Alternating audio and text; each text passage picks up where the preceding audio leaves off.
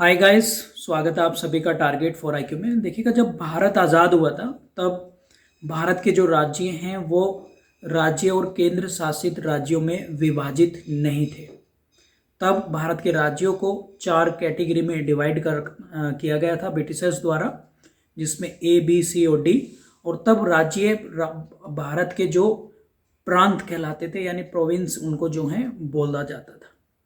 फिर भारत में 1956 में राज्य पुनर्गठन अधिनियम लाया गया 1956 का, जिसके तहत राज्यों के निर्माण की बात की गई और भाषा के आधार पर बनने वाला पहला राज्य जो था वो आंध्र प्रदेश बना गया 1953 में।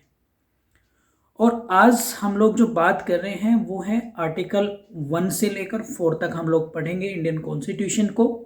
थोड़ा सा प्रैक्टिकली इन चीज़ों को समझेंगे और एग्जाम पॉइंट ऑफ व्यू से भी हम लोग बात करेंगे, जो भी आप लोगों के अपकमिंग एग्जाम हैं।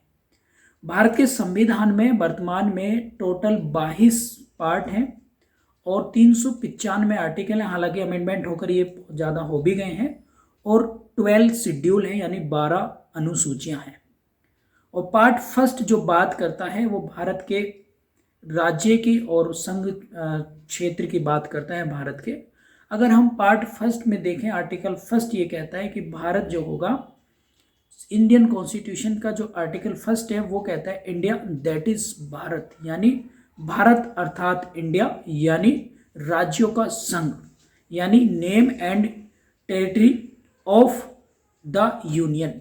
आप लोगों को इस आर्टिकल से बस 3 चीजें याद रखनी है आपके जो एग्जाम में आती हैं, प्री एग्जाम में। वो है 3 पॉइंट्स क्या हैं? First is India, second is Bharat, और तीसरा आप लोगों को याद रखना है यूनियन ऑफ स्टेट। ठीक है।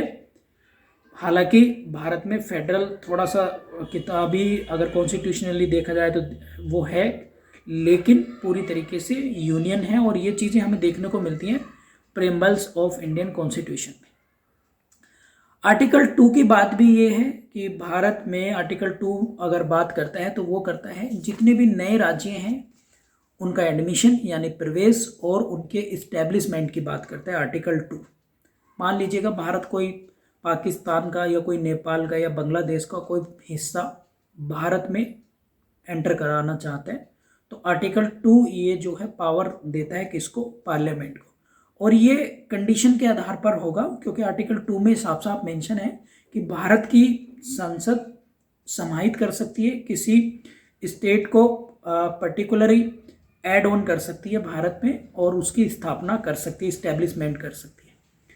अब आर्टिकल 3 की बात करें तो आर्टिकल 3 में क्या है? भारत के अंदर की अगर हम बात करें तो मान लीजिएगा जो राज्यों में डिस्प्यूट होते हैं, ज्योग्राफिकली एरिया बड़ा है, किसी नए राज्य को ब्रेक करके बनाना है, तो वो आर्टिकल 3 में हम लोग देखते हैं। आर्टिकल 3 में नए राज्यों की स्थापना, नए राज्यों की बाउंड्री में परिवर्तन, उनके नाम में परिवर्तन, उनके बाउंड्री को घटाना है, बढ़ाना है, ये सब चीज़ें हम जो पढ़ते हैं वो आर्टिकल 3 में पढ़ते हैं।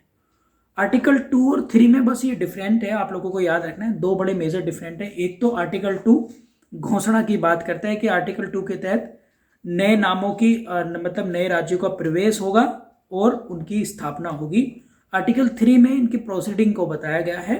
और आर्टिकल 2 और 3 में सबसे बड़ा डिफरेंशिएट ये भी है कि आर्टिकल 2 बाहरी राज्यों की बात करता है और आर्टिकल 3 भारत के अंदर ही जो राज्य हैं उनमें यदि कोई परिवर्तन होना है तो उसकी बात करते हैं।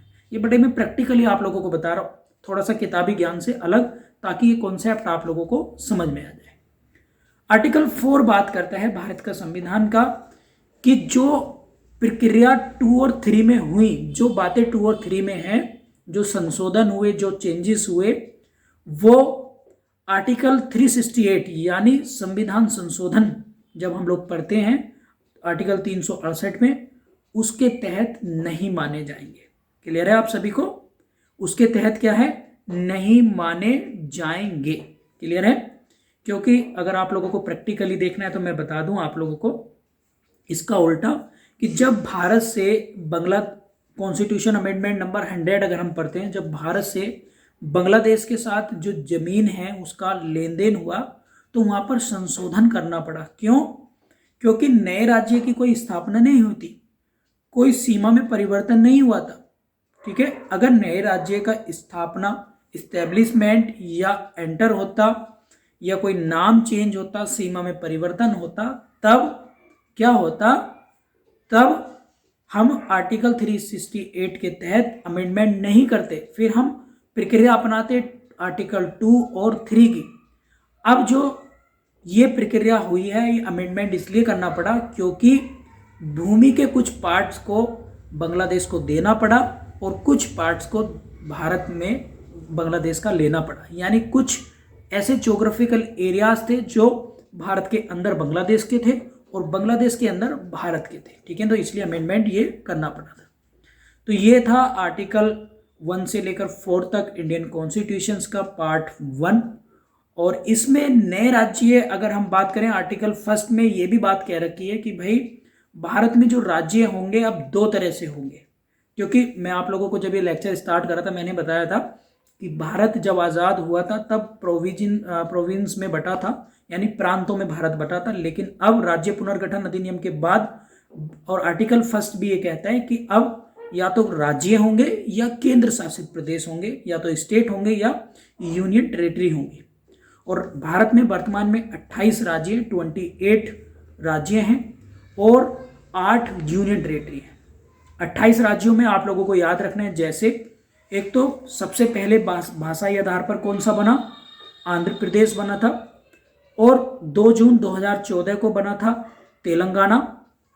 सन 2000 में 3 राज्य आप लोगों को बने थे, आप लोगों को याद होने चाहिए, एक छत्तीसगढ़, झारखंड और उत्तराखंड जो हैं ये बने थे आप लोगों के राज्य। और उसके बाद आप लोगों ने 31 अक्टूबर 2019 को देखा होगा कि जम्मू कश्मीर राज्य को भी यूनियन टेरिटरी का स्टेटस दे दिया गया, जिसमें लद्दाख भी अलग बना दिया गया। और 26 जनवरी 2020 को दादर नगर और दमन और दीव को, इन चारों सिटीज़ को मिलाकर आपस में एक यूनियन टेरिटरी बना दिया गया था। पहले अलग अलग थे, दादर नगर अलग, दमन दीव अलग, लेकिन अब इन चारों को एक साथ करके कोलैप्स करके एक ही यूनियन टेरिटरी का स्टेटस दे दिया गया, ठीक है। तो वर्तमान में 28 केंद्र मतलब राज्य हैं भारत में और 8 यूनियन टेरिटरी है, ठीक है। उम्मीद है आप लोगों को ये डिफरेंशिएट समझ में आ गए होंगे और सारे आर्टिकल आप लोगों के याद हो गए होंगे। Thank you.